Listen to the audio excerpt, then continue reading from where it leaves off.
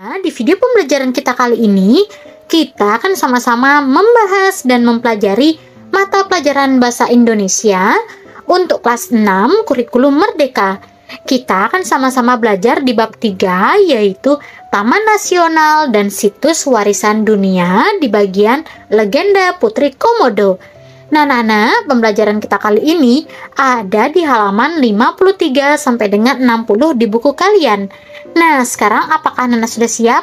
Kalau sudah siap, yuk kita langsung saja mulai pembahasannya. Perhatikan baik-baik ya. Sekarang yuk kita lanjut ke bagian menyimak.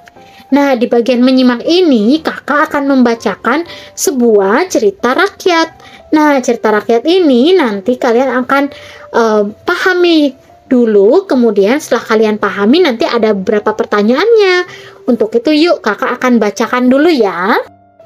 Judul cerita rakyatnya yaitu adalah Legenda Putri Komodo.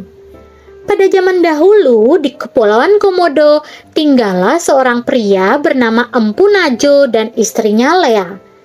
Mereka tinggal di Teluk Loh Lawi di Gilimana.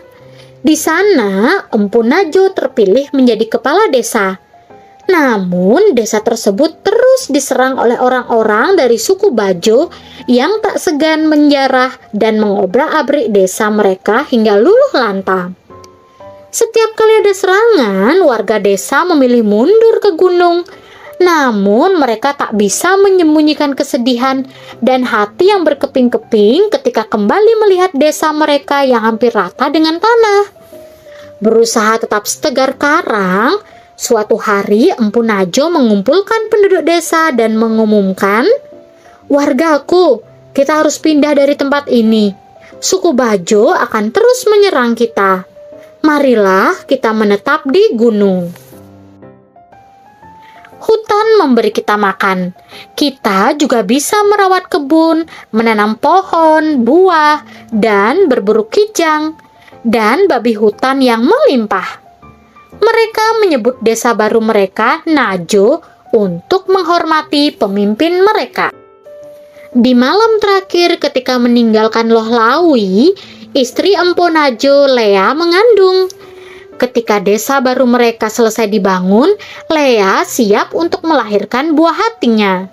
Dia merasakan sakit luar biasa. Masalahnya, desa ini tidak memiliki dukun bayi.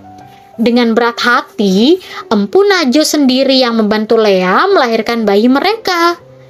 Ketika itu, angin menari-nari membawa masuk daun-daun di luar melalui jendela dan mengelilingi Lea. Wajah Lea bersinar seperti bulan purnama. Kemudian, Empu Najo terkejut. Dia merasa ada sesuatu yang aneh. Sungguh aneh. Lea melahirkan seorang bayi laki-laki dan seorang kembaran perempuan yang bentuknya jauh dari manusia. Kulitnya bersisik, berbintik-bintik, matanya hitam, dan dia memiliki ekor. Empu Najo menatap anak perempuannya yang sangat mungil, namun penampakannya seperti kadal raksasa yang berkelana di sabana di batas desa. "Anakmu laki-laki," kata Empu Najo ragu-ragu sambil menatap istrinya. Tapi sayangnya, ruh sudah meninggalkan jasad Lea. Empu Najo harus berlapang dada ditinggalkan belahan hatinya. Dia bertekad untuk membesarkan sendiri kedua anaknya. Dia memberi nama bayi laki-lakinya Si Gerong dan anak perempuannya Orah. Dia memberi mereka makan, susu kambing, dan madu. Dua-duanya tumbuh dengan cepat.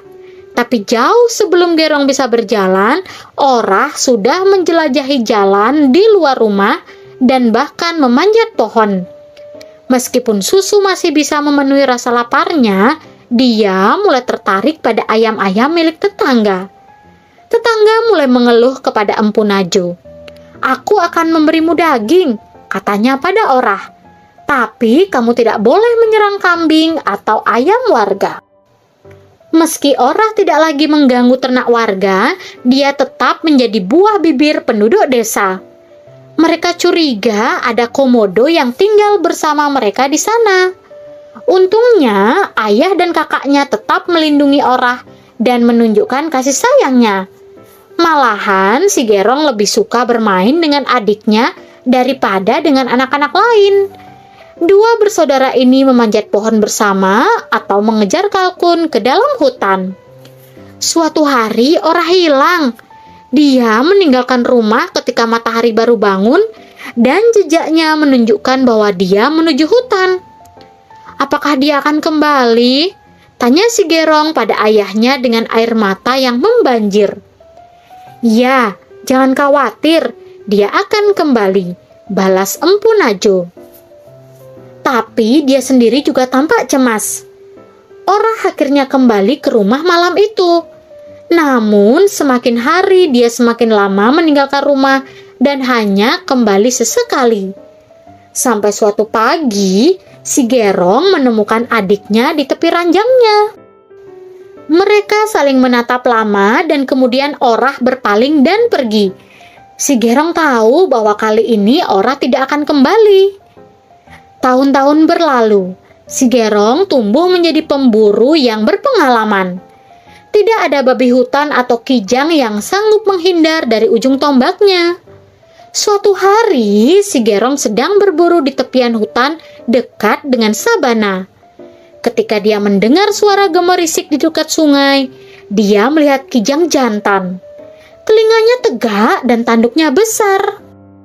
Si Gerong pelan-pelan mendekat ke kijang tersebut dan secepat kilat melompat dari semak-semak dengan tombak yang terarah. Tapi tiba-tiba dia merasakan ada sesuatu di belakang kakinya. Makhluk ini mulutnya terbuka dan mata hitamnya tertuju pada kijang yang tak berdaya. Ini komodo terbesar yang pernah dilihat si Gerong. Dengan refleks, dia berbalik dan mengarahkan tombaknya pada reptil raksasa tersebut. Namun, komodo itu malah meletakkan kepalanya ke tanah. Tiba-tiba pula berdiri di depannya sosok seorang perempuan. "Letakkan tombakmu, anakku," kata perempuan itu padanya. "Apa kamu ingin membunuh adikmu sendiri?" Mendadak semua kenangan masa kecilnya melintas di kepalanya. Si Gerong pun jatuh berlutut.